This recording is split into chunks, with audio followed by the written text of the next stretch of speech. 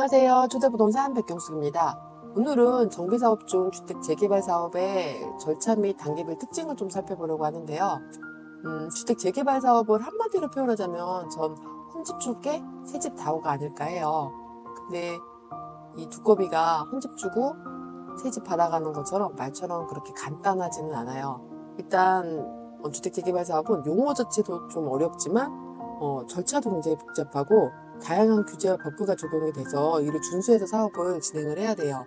그리고 이제 이해관계자가 굉장히 다양하다 보니까 갈등이 발생할 수 있고, 그 다음에 이제 조율하는 것도 쉽지 않아서 일반인들에게는 좀 어렵게 느껴지는 것 같아요.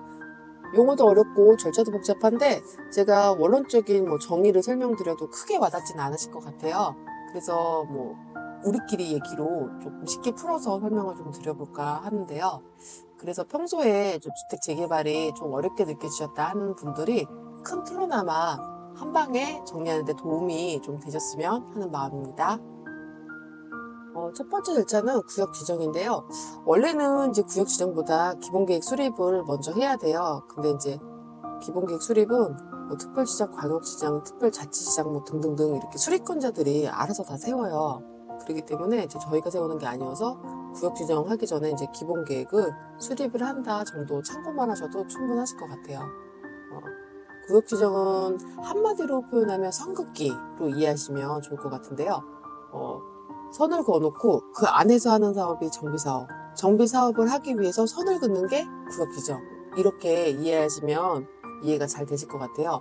그 선을 그어놓고 그 선 안에 내 집이 들어가 있으면 내 집이 구역 지정이 된 거다라고 보시면 되세요.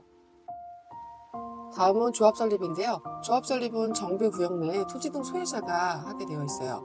아까 제가 정비구역은 선긋기라고 했잖아요. 그래서 선 안에 있는 토지 등 소유자가 조합을 설립한다, 그렇게 생각하시면 되는데 이 설립은 누군가는 해야겠죠. 그래서 추진위원회를 구성하고 이 추진위원회에서 추진위원장이 창립총회도 열고, 그다음에 이제 설립 인가 신청도 하고 하면서 이제 조합을 설립을 하는데요.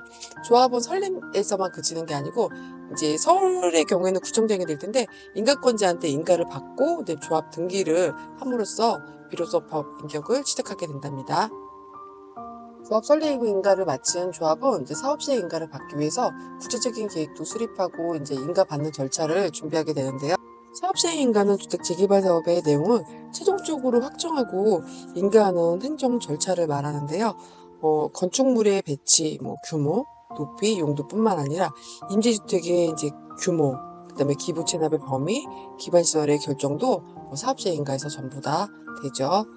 때문에 이제 사업 시행 인가는 조합과 관계기관의 조율, 거의 협력이 아닌 명령에 가까울 수도 있겠지만 이제 관계기관과 조율하는 것이라고 생각하시면 됩니다. 관리처분 계획 인가는 조합원들의 권리와 의무를 확정하고 사업의 수익과 비용을 계산하여 분담금을 결정하는 절차인데요. 좀 원칙적으로 표현하자면 누가 몇 평을 얼마에 가져갈 건데 라는 이제 권리 배분 계획이 아닐까 해요. 관리처분 계획은 이제 조합원 분양 신청이 완료되면 수립을 하게 되어 있는데요. 조합원 분양 신청은 아파트 받을 조합원이 몇 명인지, 그다음에 조합원들이 원하는 주택의 규모와 위치, 가격 등을 파악해서 이를 바탕으로 해서 이제 관리처분 계획을 수립하기 위한 절차라서 그 조합원 분양 신청을 먼저 완료된 후에 관리처분 계획을 세우게 되고, 관리처분 계획이 세우면 이제 또 인가를 받는 절차를 거치게 됩니다. 다음은 이주 및 철거인데요. 관리처분 계획 인가를 받게 되면 이제 관리처분 계획에 따라 이주 계획도 수립하고 이주 대상자에게 이주 안내문도 발송하면서 이주를 실시하게 돼요. 그리고 종전에 이제 소유하던 부동산을 담보로 이주비 대출 신청도 하게 되고, 이제 이주가 완료되면 건물을 철거하게 되는데, 예전에는 정비구역 내 토지 등 소유자가 모두 이제 이주가 끝나야지 철거를 시작할 수 있었는데 알박기에 그런 문제들도 있고 해서 요즘에는 이제 블록별로 철거를 시작할 수도 있답니다. 철거가 완료되면 공사 착공을 하게 되는데요. 시공 보증 후 착공 신고를 하면 드디어 공사 시작을 할 수 있습니다. 공사 시작 전에는 이제 공사 시작을 알리고 관계자들의 노고도 이제 격려하는 차원에서 착공식도 개최를 하고요. 그리고 이제 조합원 공급계약서도 작성하게 되는데, 조합원 공급계약서는 뭐 특공을 해야지 쓴다 이거는 아니고 각 사업지마다 상황에 맞춰서 진행이 돼요. 그래서 이제 뭐 언제 한다는 것보다는 시공사와 어떻게 협의가 되었느냐의 문제가 아닐까 하고요. 그리고 이제 조합원 공급계약서가 작성이 되면 입주자 모집 승인 신청 후 이제 일반 분양도 진행을 하게 됩니다. 착공을 해서 이제 열심히 공사를 해서 공사가 완료가 되면 이제 준공 검사를 받는데요. 준공 검사를 받고 나서 이제 사용 승인 검사도 받아서 사용 승인서를 이제 교부를 하게 되면 비로소 입주를 하게 될 수 있습니다. 이제 드디어 마지막 절차인 사업 완료 및 조합 해산입니다. 사업이 완료되면 건축물 소유권 취득을 위해서 학점 승인 및 토지 분할을 하고요. 가리처분 계획 사항을 통지하고 그다음 이제 소유권 이전 고시를 해요. 그러니까 이전 고시 다음 날 소유권을 취득하게 되고요. 그다음에 청산금은 추가 분담금의 법정 용어예요. 그러니까 청산금 징구 지급은 이제 추가 분담금을 내실 분, 그다음에 이제 청산금을 받아갈 분, 이렇게 해서 이제 잔금까지 다 정리가 끝나고 나면 등기를 해달라고 소유권 이전 하는 등기 촉탁을 하게 되고요. 이렇게 사업이 완료되면서 조합 해산 절차에 들어가게 되는데요. 조합 이제 해산은 마지막으로 이제 총회를 열어서 해산 결의를 하고 그다음에 청산 작업이 다 끝나면 이제 그 조합 통장에 돈이 영원이 되죠. 그럼 비로소 이제 해산이 되는 건데요.